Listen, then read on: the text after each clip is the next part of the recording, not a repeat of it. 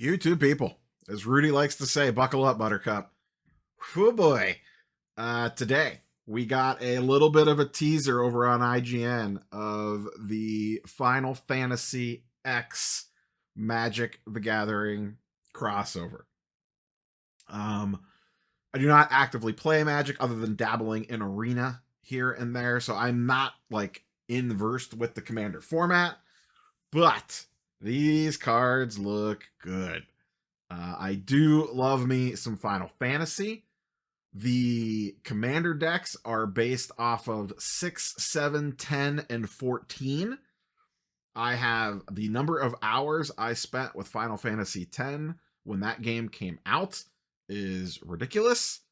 6, I never really got into. I know a lot of people love it, and I actually have not played 14 yet.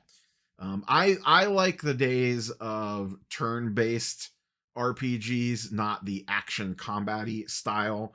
So I haven't gotten to Final Fantasy 14 yet. I'd like to give it a whirl at some point in time. And famously, not famously, this is just me, I've never played Final Fantasy 7. I did not have a PlayStation when that game came out. And then by the time I got one, it was like kind of out of the zeitgeist a little bit. And every time I thought about going back to it, just something else was in the way.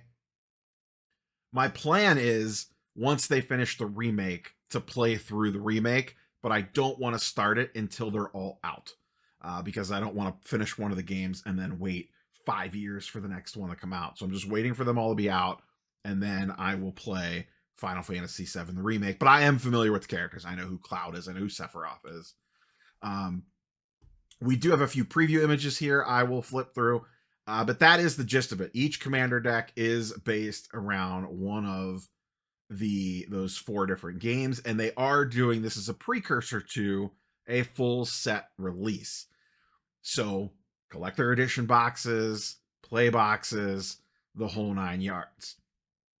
Collector edition boxes of these are going to be crazy. Now, the other big thing here that they cite, there's a full article here over on IGN. But the key thing I want to note out of this is this line of text right here.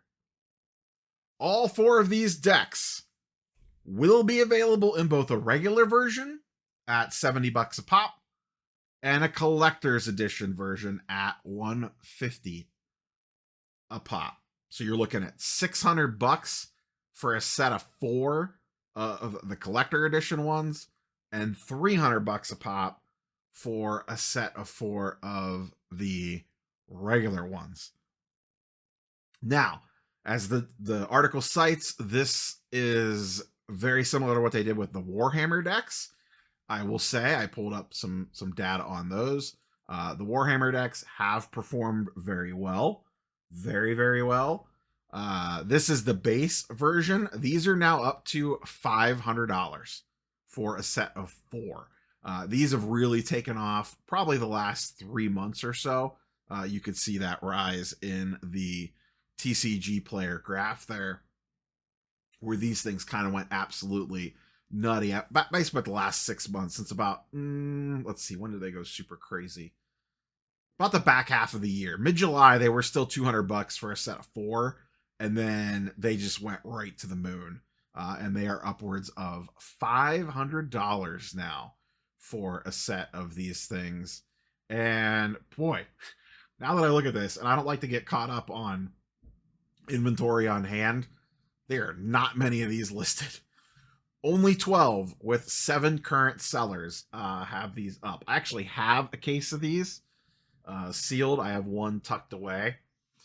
The special edition ones are up to $800 for the special edition ones. Now, I don't remember, because this was a while ago now. Someone can sound off in the comments below. What did these retail for?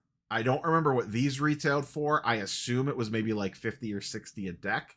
And I don't remember what the special edition ones retailed for. I knew they were very hard to get, though. These were very, very hard to get. But these are currently at $800. Currently 15 listed over on TCG Player with 14 current sellers. Once again, I don't like to get too caught up in that. but it does at least show you that there is not a ton of these out there. And it does not take much for those things to jump up in price. And same thing, these things have done a steady climb up. These were $500 a year ago. They are now almost $800 today, a year later. This is the only other set that has done the special edition and the regular edition.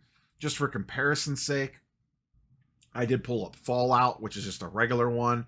If you look at the 1 year chart on this, it's actually down from the initial release. Look at how many of these things sold last March in the, what is that, the $170 to $200 range. And now currently they are sitting at about $170.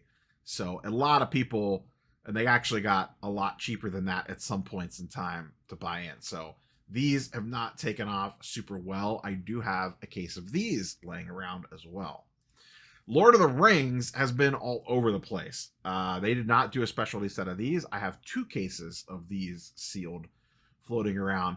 These were doing really well. These were about $175 back in February. They got all the way up to $250. And then they did a reprint in the summer of last year, crashed the prices back down to $200. They were just starting to creep back up again, $225. And what did they do? They just did a reprint actually a couple of weeks ago, and a bunch hit the market and crashed the price back down to $170. I doubt these get reprinted again. This actually probably isn't a bad angle if you were looking to get into some commander deck sets, to snag a couple of these now while the price pressure is on because of all the inventory hitting the market. I would be shocked if these get another reprint. These have been out for a while now, and they have done multiple reprints already. So we'll see where that goes. The other one is the Doctor Who one. This did I only have 3 months of data here. This chart goes super wonky when you try to go beyond 3 months. I don't remember. Maybe that's when these came out. I don't remember when these released. I never bought these ones. These had a pretty big, actually it's not even that big. It's a couple bucks. They went from 160, basically 170 down to the 160s, and they're back up to 170. So essentially really no movement on the Doctor Who ones. The Lord of the Rings ones I do think have upward potential. I think the Warhammer ones are the best comparison here. We will see how many of these things that they print and how hard they are to get, but this is going to be ridiculously popular. And it also talks about in here, I think it's in one of these first couple paragraphs, that it discusses that these are coming in June, I believe, for a full, set to launch this June. Final Fantasy crossover will be fully draftable standard legal set, accompanied by the 4 pre-con decks in the gallery above, the commander decks. Each of those including 100 cards. So once again, you are going to see collector edition boxes. You're going to see regular boxes. I am sure the collector edition boxes of these are going to be insane. People are going to freak out over these. And this is just going to be a precursor for the Marvel one. The Marvel one is going to be off the rails as well. And that one is coming later this year. So, little Magic talk today. First time we've done a full Magic video over on the new channel here, but I am hyped for this one. That's all I got. Catch you boys and girls on the next one. Peace.